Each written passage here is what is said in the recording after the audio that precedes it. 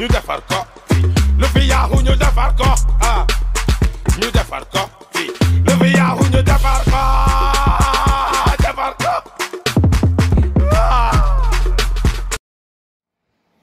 sama gars yi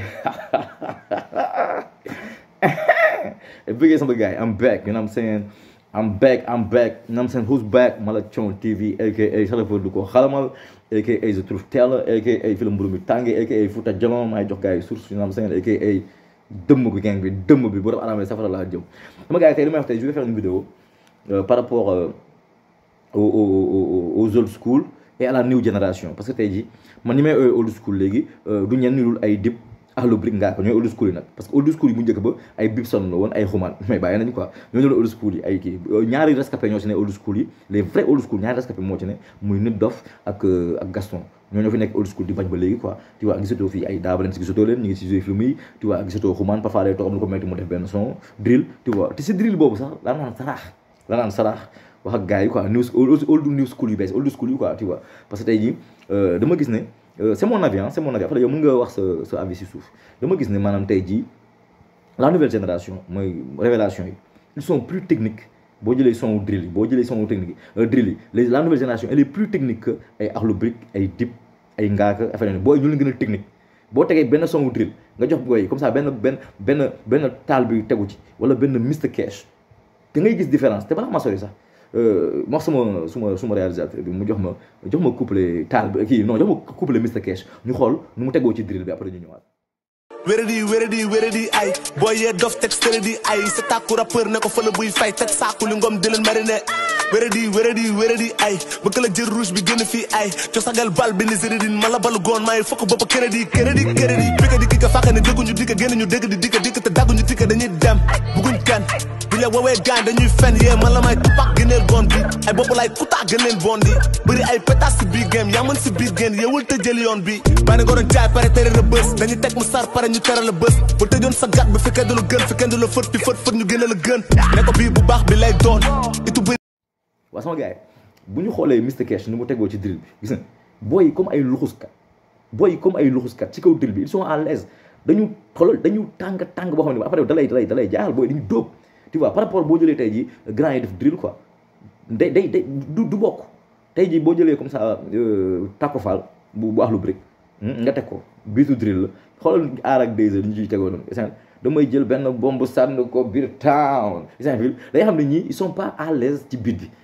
maanaam maîtriser wu ñu technique bu drill ba léegi tu vois sama gars yi bu ñu saaga na quoi après je laay wax quoi ku waxul lii wax ji la ca des son bi nice na mais boo xoolee tey ay days ay drill ay days aara ni ñu tegoo si drill bi da nga xam ne ñii bon ñi ngi koy def parce que tey c'est à la mode drill bi xew na foog nga laal ci mais boo xoolee tey jii comme ni Mr Cash doole tu vois da nga xam ne ñii vraiment y a pas photo quoi booy ñu gën a nekk à l'aise si technique bu drill bi certes vous me direz que ni maanaam booy ñoo si toll seen génération noonu la ñuy meññee rap mais tamit drill bi yàggul peut-être booy deux saa fi mu jógee yàggul trap bu mu fi jógee yàggul mais drill bi moom booy ñoo gën a technical te li may damay joxe preuve gis nga Mr Cash léegi ñu xool beneen booy boo xam ne tey ji maanaam dafa non moom laa tuddee taal bi aka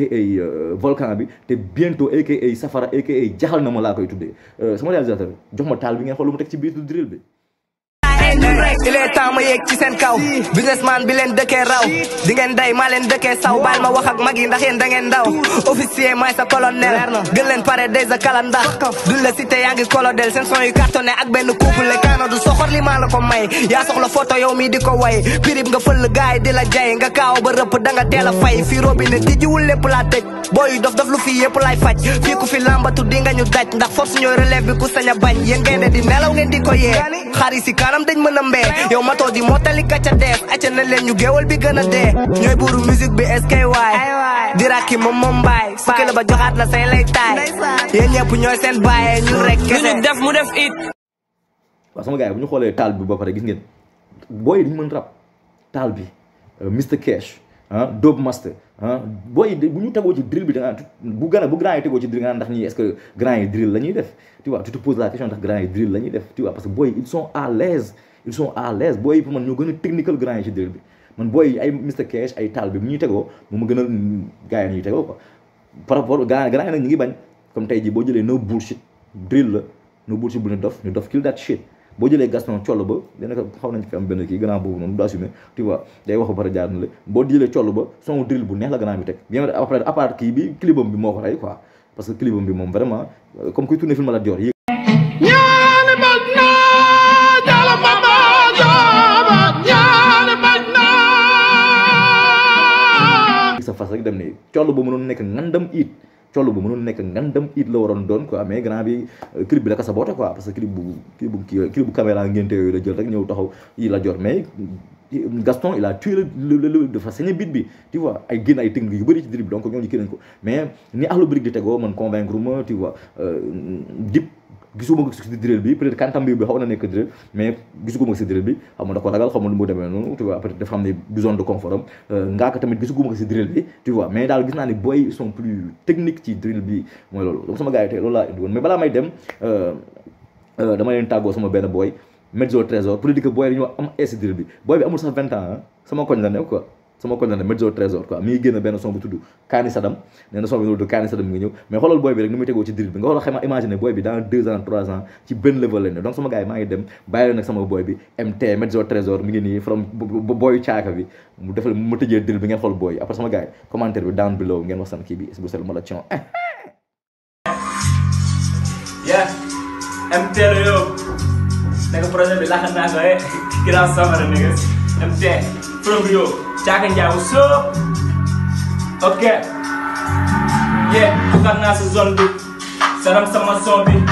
woyu de lay ñotti luñ koy doyeelu du yónni ok na ko banaa toji bopp sa dig xol bu bon lañ ma rof technique comme du ñoo professeur tactique ku ci balcon yaa ngi ko saram baa ngi ñëw dal ne tekk rek te seen bëgg ku si dajul kekk rek te sam ne ku si yaakaar lekk dem matab rek na ko banaa jële léegi rap lay rek damal mbedd xam ku mën dëkk tax na nga gumba lu bëri na la umpa ay fen fii ñun dañ koy gumba Gaston benn dono